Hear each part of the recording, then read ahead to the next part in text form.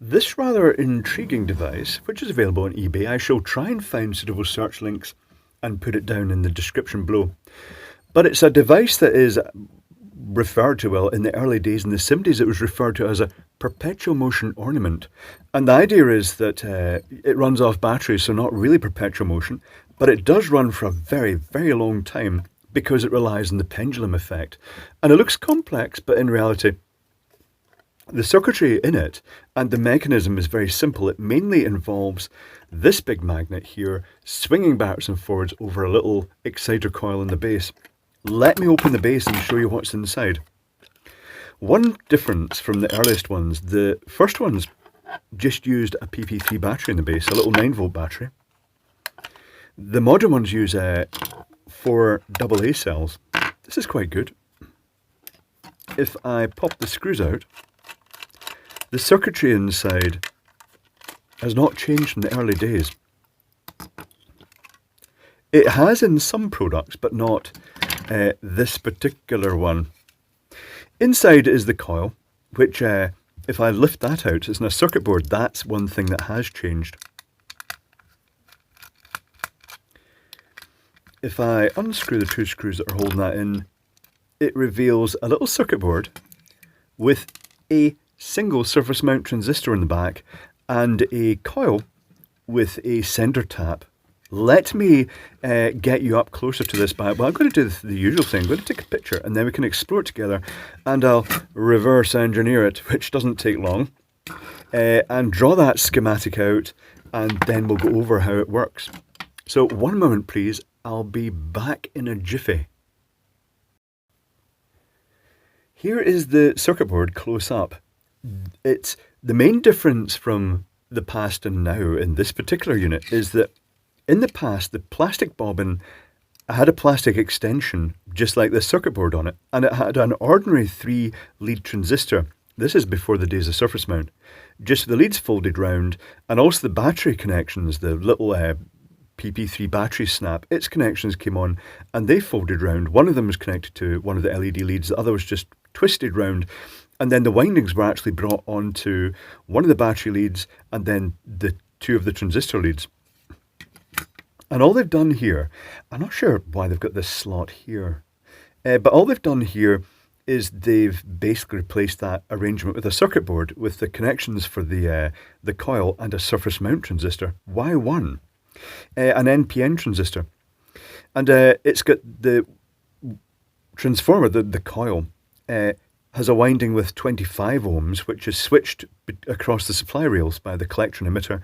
And it's also got an extension of that coil with 2000 turns, that's a sense coil, and feedback coil, which is across the emitter and base so it can drive that transistor on. I shall bring the doodle in. What's else worthy of note? Oh yes, the core. The core is a steel core that has been glued in, and it's just a small set screw. It's basically a panhead bolt that has been shoved through the middle of this. Is that about 5mm or something like that? Cross-sectional area, or should I say diameter, on the front. So it's basically the whole thing has been shaped around a standard bolt here. The schematic. The schematic is like this. You've got your 4 AA's. Let's just write that in. 4 times AA. And that provides 6 volts to the transistor. And it provides 0 volts, the negative leg, to the bottom of the winding. The winding is just one continuous winding. It's just tapped off. They've got a 25 ohm section and a 2000 ohm section. That is just an 80-to-1 sort of winding ratio. I believe it's the same wire. I think it's the same wire. It looks the same wire. There's nothing really obviously different. It's not like it's got a thick and thin wire. It looks as though they basically wound the inner core, which is the pulse coil, the 25 ohm one. Then they've brought that out to the middle connection, and then they've wound it right out to the thick 2000 ohm winding, and then they've brought that out to the other connection. And what actually happens here is that initially no current will flow. A magnet swinging across will induce a magnetic field in this core down the middle of the coil, and that, in the correct direction, will basically induce a voltage. Technically speaking, it will do it in both sections of the windings, but the main thing is that it will induce it between the emitter of this NPN transistor, the emitter, base, collector, and the base. It's worth mentioning that NPN transistors normally switch, let's just zoom down this a little bit. NPN transistors normally switch down to the 0 volt rail. But in this instance, because it's basically got its own winding just dedicated to driving it, that doesn't matter. And it's advantageous to actually use it in this place.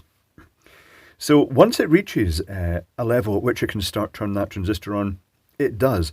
It starts turning on and current flows through this winding, but because this is one continuous winding core, this end is being pulled up positive, that then gets driven more positive, and it turns the transistor on harder, and it does that thing that it just basically has an avalanche effect, that it turns the transistor on fully, and it saturates the core with a magnetic field, giving it a good magnetic boost in the process. Once it's fully saturated and no more current being transferred magnetically, the base current reduces, and then the transistor starts turning off. This is turned off, it causes the field to collapse, and then that turns the transistor off hard, and it basically shuts off and then waits the next operation that it will reset again. I did notice, I'm quite intrigued by the fact that this, I thought it just provided one pulse as the magnet passed, but I can definitely hear a sort of low frequency sort of rump as the magnet passes. And that means I'm quite tempted to get the Keysight oscilloscope out and hook it across here and here, and see if I can actually see the sort of waveform, and if it is multiple triggering in each pass. That would be interesting. The transistor is a Y1 SS8050 to give it its full name. It's rated 1.5 amp, which is pretty impressive for such a tiny little transistor. It is rated a gain of 120 to 400 depending on the current flowing through it. Generally speaking, as the current gets higher, the gain gets lower. But that's just basically the sort of amplification factor of the current going in, of what it's going to be then switching through the lower coil. Right, tell you what, I'm going to go and get the Keysight oscilloscope and hook it up to this, and then we'll analyse it and see what it looks like, because I think that would be quite interesting. The Keysight is set up. We are currently viewing the pulses each time the magnet passes over the coil. I'll tell you I've got this set up. The 0 volt rail, here I've moved it up to the top to show you what's happening down below, because it's actually more interesting what's happening up above the 0 volt rail. Every time the magnet passes over, you get one of these pulses here. Those pulses represent the coil being pulled up to the 6 volts, the battery rail. That's why I set it round about 6 volts per graticule, just as a nice round value. But it doesn't show you really the depth of what's happening down there. Those spikes are enormous. They're really incredible.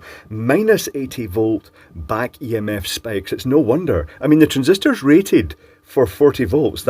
It's effectively the back EMF is double the rating of the transistor. They've really over-economized.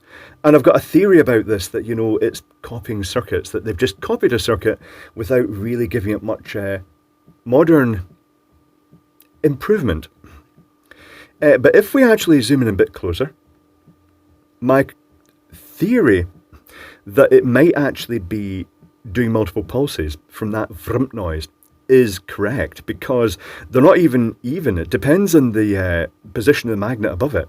And the number you get here, I'm going to try, and this is where it all goes wrong, I'm going to try and slow it down.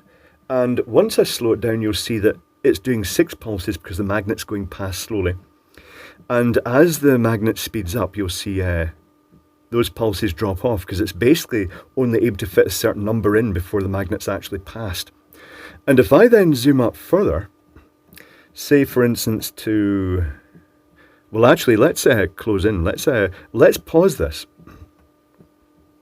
Let's wind this across to about there, and then zoom in on that one to about there.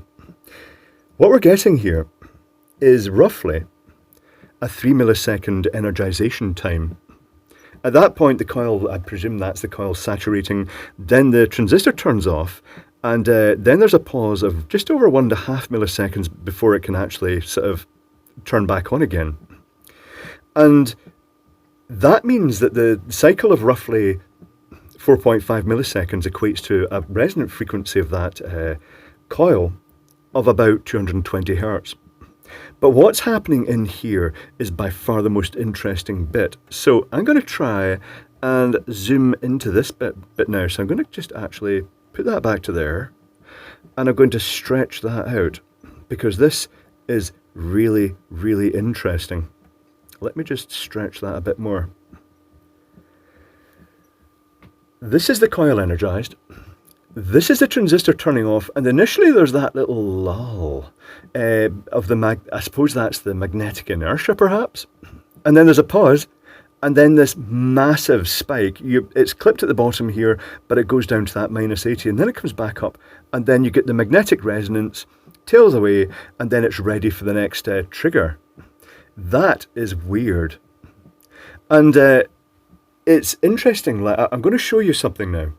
I'm going to zoom back out of that. I'm going to start it running again. So that's the four spikes, the 4 triggers in that, in each swipe. And I'm going to grab a diode, a back EMF diode, just a 1N4007, and I'm going to put it across that coil in sort of reverse polarity. And when I do that, suddenly there's no back EMF spike. It's clamped down tightly, and now if let's get that down the screen a bit. Now I can bring that back down to a nice sensible level. Let's bring it back down to the middle and stretch it out. And I'll move that back that way. Actually, no, I'll move it there, and we'll take a look at this one. So I'm going to pause the scanning, and then we can zoom in this. And look how clean that is now. I'm going to stretch that out. And it's just, now I've added that back EMF that's clamping those, we're getting a very decisive off point. I'm guessing this little ramp up here is actually the magnet approaching just before it triggers and turns that on. That does make sense, actually. Keep in mind, if I can scale this up now to, say for instance, let's increase that up to 3 volts a reticule. That now effectively is approximately the 0.5 volt needed to actually start triggering the transistor back on again. So that is the magnet approaching before it triggers that. That's very neat. That's very cool indeed. I'm going to just start that scanning again. I'm going to go and look at that waveform again. It's so much cleaner than it was. Why don't they do this? Because it doesn't seem to affect the operation of the device.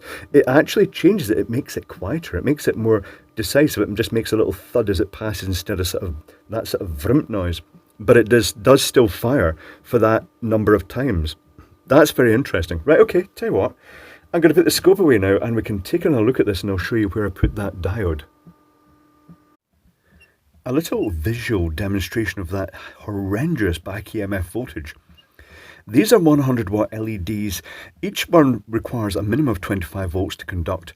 There's 2 of them in series to give 50 volts. If I turn the light off, they're flashing away quite happily because that voltage is being exceeded.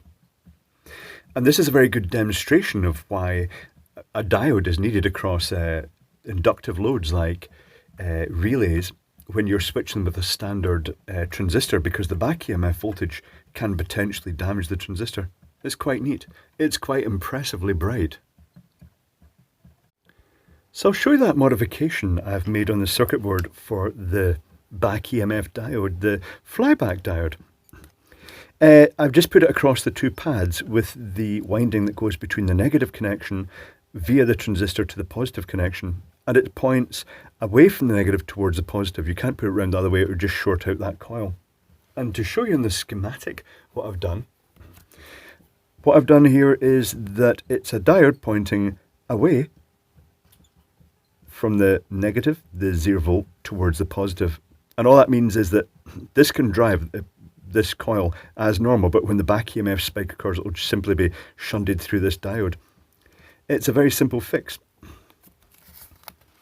I should mention the Keysight oscilloscope.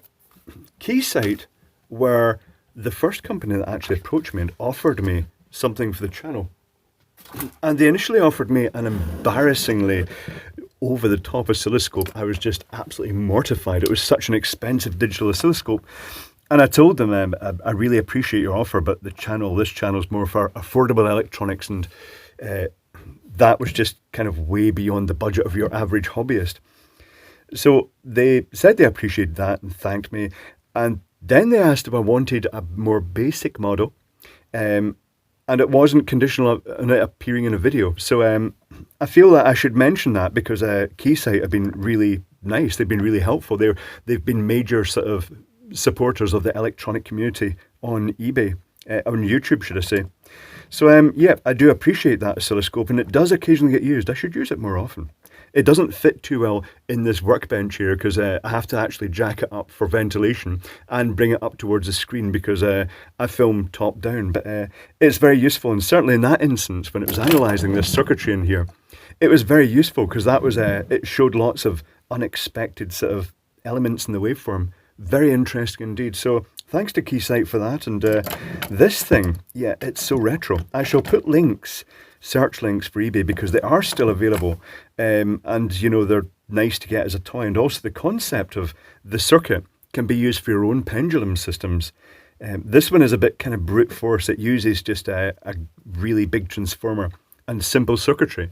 There are other pendulum circuits that have a sort of higher gain that allow much simpler, smaller coils, but this one can't really be beaten for simplicity. That's why it's been around since, well, since the early electric clocks. I think this owes its origins to the Kundo electric clock pendulum. But very neat, very enjoyable, quite an interesting thing to explore.